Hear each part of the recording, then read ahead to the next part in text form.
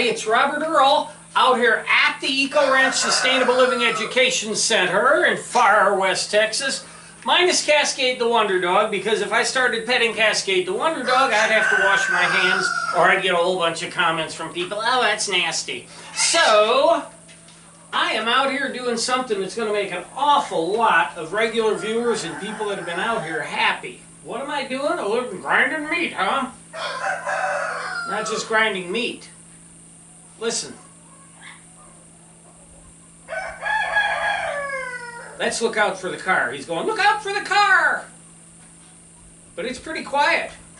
That's because he's getting his turn one of these days. That's because this is the last of 19 roosters. Boy, did we get out of hand on roosters. 19 roosters.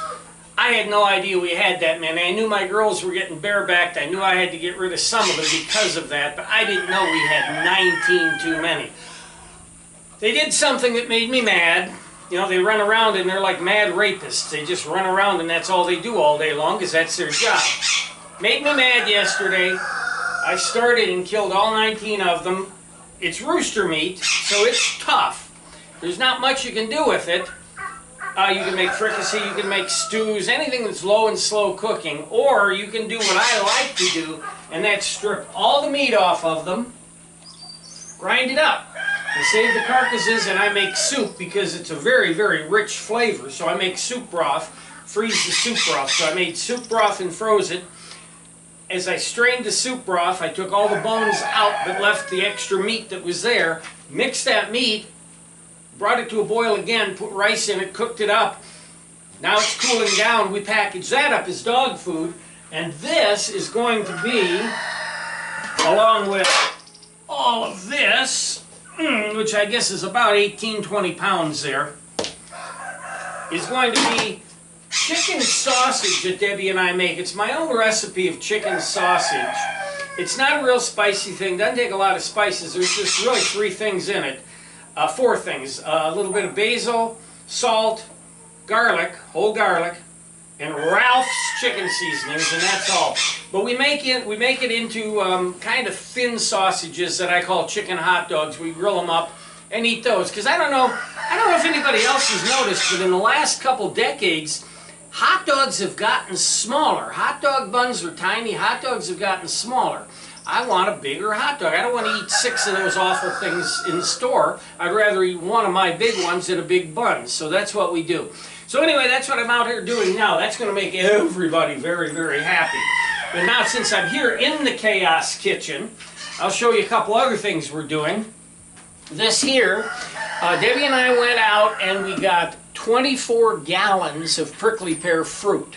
Then here at the our prickly pear orchard, I'll get it out, I promise. Our prickly pear orchard, we picked only about half of them because we got tired of it, and we got 6 more gallons, so we had a total of 30 gallons of fruit that we processed, and I won't get into that, and I did it in a video several years ago. I think 2015 I did a video called Let's Make Prickly Pear Juice. But I got all the juice. I got 11 gallons of juice. Now here sits 5 gallons. And if you know me, you can pretty much figure out what these 5 gallons are. That's prickly pear wine. I love prickly pear wine.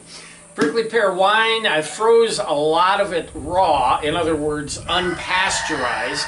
And the rest of it, which is probably about half, we pasteurized because that gets rid of, there's a slime. If you've ever had prickly pears, it's almost like a snotty slime.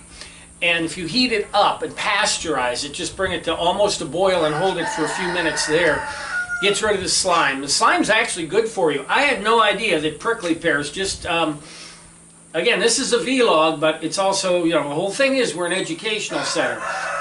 Prickly pears, if you eat the seeds, in other words, if you peel the fruit and you just eat the fruit, which is delicious on its own, and you eat the seeds, they're like pomegranate seeds, full of antioxidants. But if you do it like I did, I've got the pulp is out, of course the thorns are out and the seeds are out. Most of the pulp is out. There's still some pulp in here. It's like, it's almost like a pulpy orange juice the way I do it. There's all kinds of ways of doing it. But the way I do it, it's like a pulpy orange juice. Now this, again, this is my wine. I've added a little sugar and a little yeast to it. And it's going to sit, well, it's the end, it's July 20th now, so it'll be probably October before we drink any of it. It's going to sit, it's got to ferment, then I've got to strain it and then age it a bit so it isn't quite so harsh. But back to the prickly pear. Besides the antioxidants in the seeds, if you just eat the fruit, if you drink the juice like this, and I didn't know this is really cool. They are loaded with calcium. They've got as much calcium as milk does. They're loaded with potassium, more potassium than bananas. Let's see, calcium, banana, potassium. It has an anti-inflammatory, which also helps with headaches. So it's an anti-inflammatory. It'll reduce headaches. It aids your digestion somehow. And I forgot the name of the chemical, and I haven't had time to go back, but it's got a chemical in it, prickly pear juice, that actually improves your memory, your cognitive reasoning. It'll improve like your short-term memory. So if you're having short-term memory issues because you're old like I am, or a medication issue, Debbie takes a medication that kind of messes up her short-term memory a little bit, this will help without taking another pill. Plus, it's delicious. I make a liqueur out of it. I make a wine out of it. But I also take it and I'll add it to soft drinks. I'll take it on its own. It has to have a little more sugar because it's fairly tart. Little sugar, little water. It's an excellent drink like that. So anyway, that's what we've been doing this week. So I've been killing chickens, doing prickly pears. I'm doing a video that's probably already out by now about growing Kang Kong, and I won't get into that, but take a look at what I've got here with all these leaves and watch the Kang Kong video because it's very interesting. And again, coming back to what we teach here, which is sustainability, reduce your carbon, try to eliminate your carbon footprint. We're not going to do that, but reduce it as much as you can and reuse, repurpose, and recycle everything. And in doing that, we will respect the earth.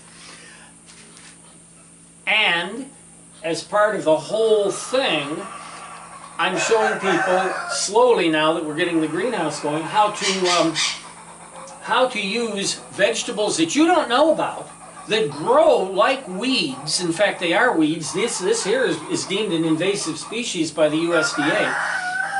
But things that grow like weeds, in other words, grow a lot every day, that are delicious to eat, that can supplement our income.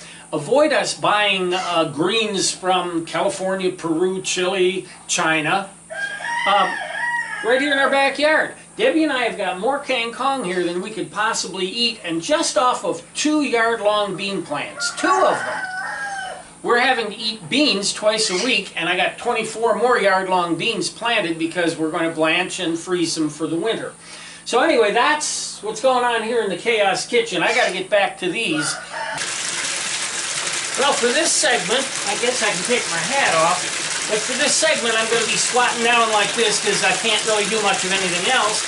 And you're going to have to hear the running water, this horrible, awful running water that's so nice and soothing here in the greenhouse.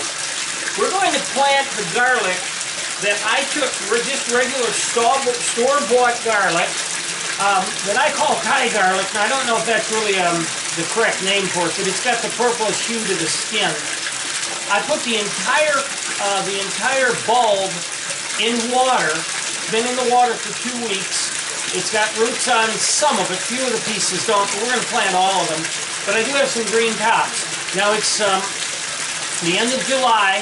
We have all of August for heat. Then it starts to cool down in September. Now that's important because garlic does need to have some cool weather. So what I'm going to do right now is just plant these little bulbs that I have. So what I've done here is I've planted the 8 that had some top-growthed roots, and then the rest of them over here. They are not going to grow out here. I simply have to plant them today because they were starting to fall into the water and they would have got waterlogged.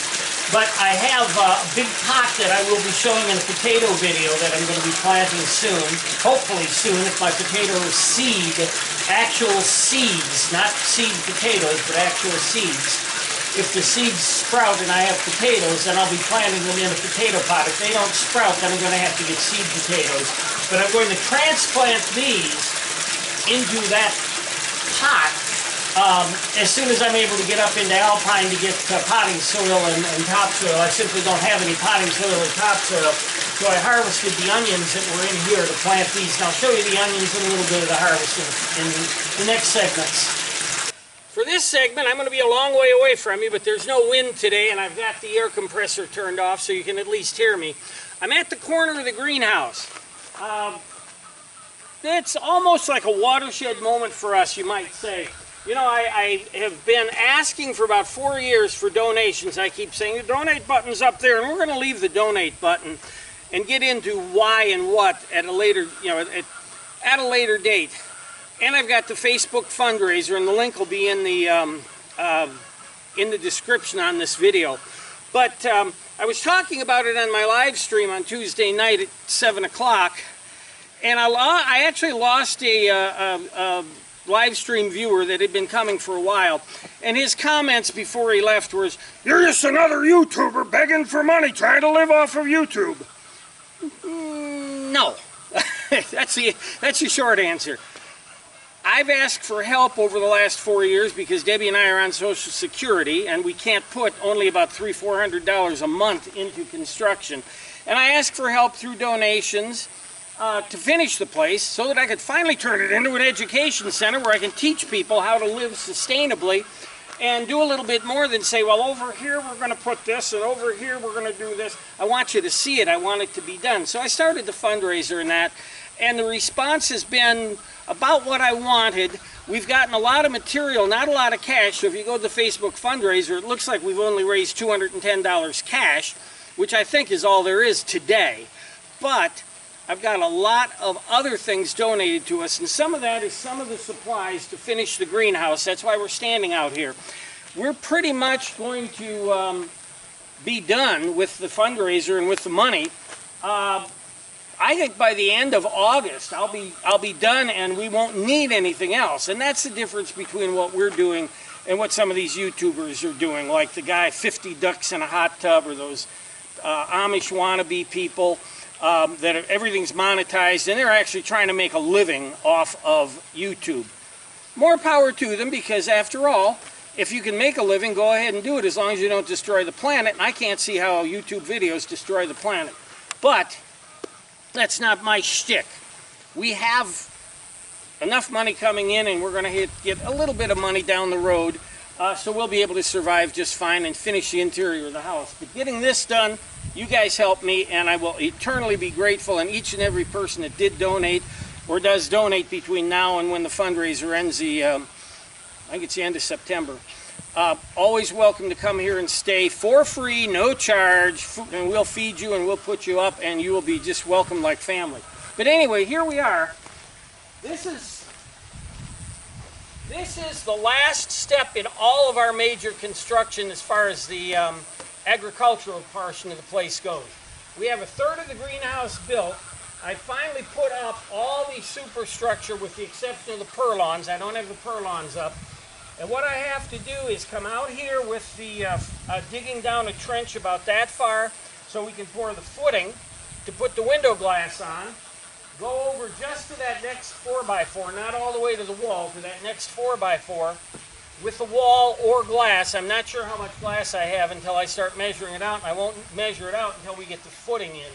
Then we're going to have an opening that we can access from the horse pen, where we can slide in a couple more water tanks later down the road, because I'm not going to ask for donations to help buy the water tanks. That's on me. But they've got one water tank here. I can squeeze 3 more in that end of the greenhouse. So what we'll be doing, and I'll do another vlog as we're working next week, but we're going to be putting the roofing on here. We're going to be building 2 more aquaponics beds. One is going to be a second float bed like the one we have. The other one's going to be a flood and drain bed, and I'm simply building that, see if I can build it, to see if the flood and drain bed is a little bit better for larger plants like squashes and tomatoes. So that's what we're going to be working on here. I mentioned the potato pots. I've got those big pots to plant potatoes in. That's going to be a separate video, but 4 of those, what do I have? 4 of them, I think. Yeah, 3 of those are for potatoes, one's for the garlic. It's probably overkill on the garlic. I might use another big pot I have for the garlic and plant all 4 of those with potatoes. Got a great idea on potatoes. It all comes from other people on YouTube. It's not coming from up here. I watch YouTube. Even the guys that are begging for money and monetize the heck out of it where you have an ad every 10 seconds, because every time I listen to that, every time I listen to This Old House, every time I listen to something, I pick up an idea or something I haven't done, or just a different way that's helpful. That's why I do this. That's why I talk a lot in the videos. But anyway, that's what we're working on. That's what's going to be working in the next week or so. Let me move on to something else, and then we'll... I just thought I'd show you one day's harvest off of the tomatoes. These are cherry pear tomatoes. A lot of people are familiar with them. I actually wasn't. But they seem to actually grow like weeds. They are amazing how much they grow. This is just one day. Debbie's got to go out and get another day's worth. We can't possibly eat all of these. So I'll tell you what I do with the tomatoes in a moment. These are purple Cherokee tomatoes. Now, one thing most of you will notice, the size is small. Here in the desert, our plants, our fruits, all seem to be a lot smaller. If something is like the yard-long beans are supposed to grow over a yard long, we're lucky to get 25 inches out of them. That's still a long bean. But this is one day's worth. And this is the last of our onions. I had to dig up the onions for the to put the garlic in.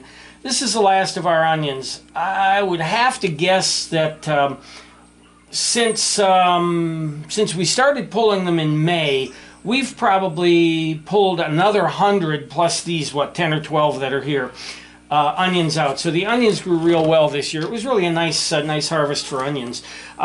We're getting into a lot of gardening because it's a time of the summer when you do have a lot of gardening to talk about, your crops and whatever are coming in. We're going to talk next week more about construction. But I did want to give you one little thing that Debbie and I do here. I said we couldn't possibly eat all these tomatoes. So the ones that, and I don't eat raw tomatoes, so the ones that Debbie can't eat, we actually take them and I process them. I've got these 2-gallon Ziplocs, big Ziplocs I bought for putting our chickens in. And I've taken 2 of those, one for the purple Cherokee and one for the cherry pear. And Debbie eats them, and when, and if they start to get a little soft, like this one is getting a little bit soft now, and I'm going to do all of these, I just go and I peel them, put them in a pot, stew them for a few minutes with a tiny bit of salt.